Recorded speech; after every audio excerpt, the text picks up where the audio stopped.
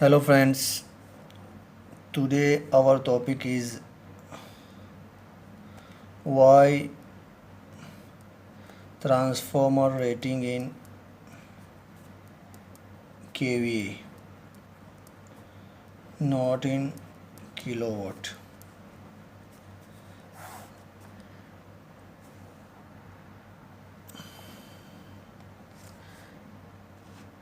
पहले हम समझे केवीए क्या है। केवी को कहते हैं पावर नापने का यूनिट, यानी जिस यूनिट में हम पावर को नापते हैं उसको कहते हैं केवीए में आता है, किलोवाट में आता है। अब हमारा क्वेश्चन क्या है कि ट्रांसफॉर्मर रेटिंग केवीए में ही क्यों आता है, किलोवाट में क्यों नहीं आता है। तो केवीए एक्चुअली है एपरेंट पावर। क्या है? Apparent power. और किलोवाट है रियल पावर।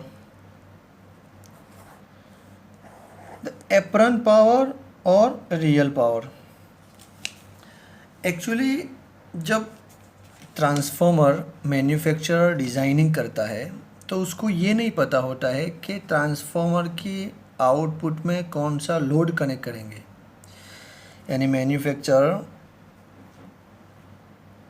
ये प्राइमरी है, ये सेकेंडरी है और हमारा लोड इधर कनेक्टेड है।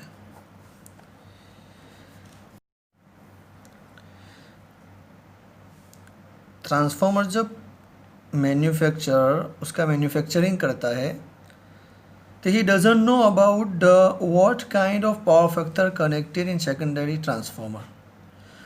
तो उसको यही नहीं पता होता है कि किस प्रकार का जो ट्रांसफॉर्मर के आउटपुट में लोड कनेक्ट होगा वो उसको पता नहीं होता है कि किस नेचर का होगा, रजिस्टिव नेचर का होगा, इंडक्टिव नेचर का होगा, कि कैपेसिटिव नेचर का होगा।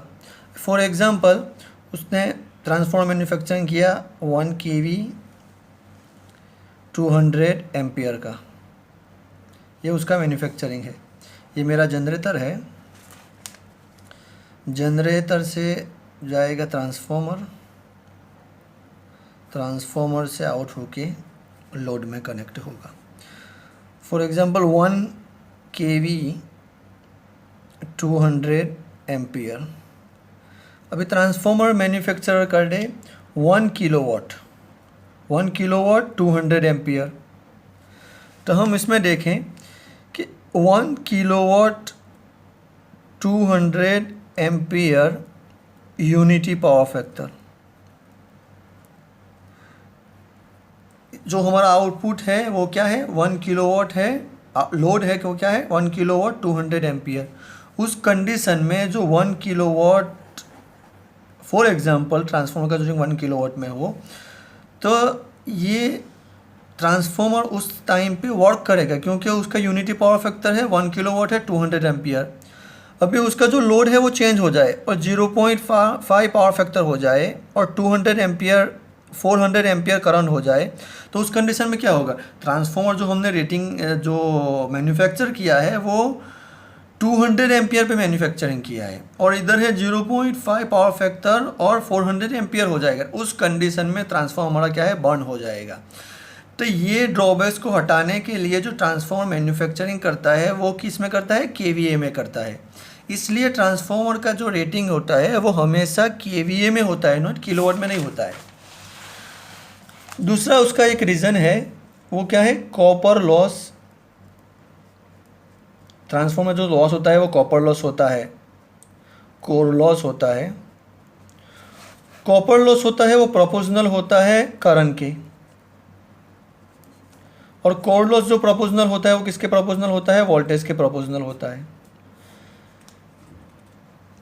तो उसका जवाब ये है कि जो ट्रांसफॉर्मर का जो लॉसेस है वो प्रोपोर्शनल है करंट और वोल्टेज की, उसकी वजह से उसका जो यूनिट आता है जो वो केवीए में आता है। मगर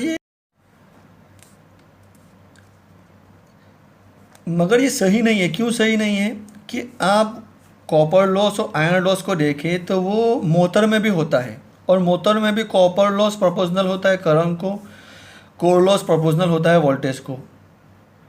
तो क्यों ट्रांसफॉर्मर का रेटिंग हम फिर केवीए में और मोटर का क्यों किलोवाट में नहीं? उसका रीज़न यही है कि ट्रांसफॉर्मर में हमको ये पता नहीं होता है कि उसका जो आउटपुट में कौन सा लोड कनेक्ट करेंगे, मगर मोटर में हमको पता होता है कि मोटर का जो रेटिंग होता है वो एचपी में होता है। हमको पता होता है कि कौन सा लोड हम आउटपुट में क्या है कनेक्ट करेंगे, एचपी में होता है या किलोवाट में होता है।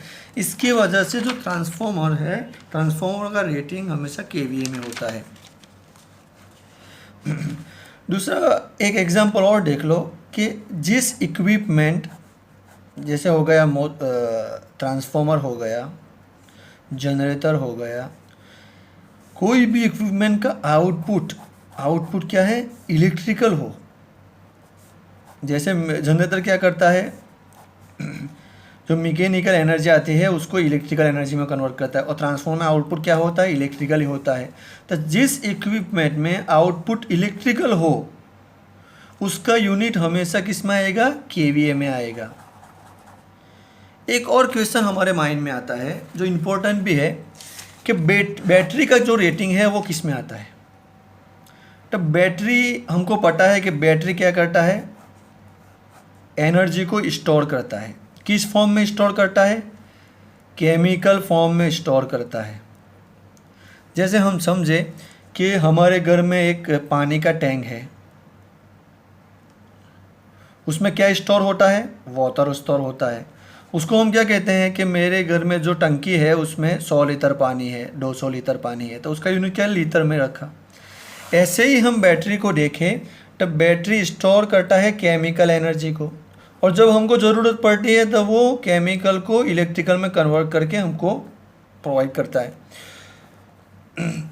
तो जो केमिकल, जो बैटरी में जो केमिकल एनर्जी स्टोर होती है उसका यूनिट क्या आएगा, तो वो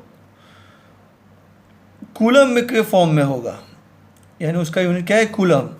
तो हम सिंपल लैंग्वेज में देखें तो coulomb divide by second equal to ampere. अभी सेकंड को हम उधर लेके जाए तो कूलम एम्पियर सेकंड, यानी बैटरी का जो यूनिट आएगा वो आएगा ampere hour, ampere second, milli ampere hour, ये उसका यूनिट। आई होप कि आपको जो ये एक्सप्लेनेशन है वो समझ में आ गया होगा।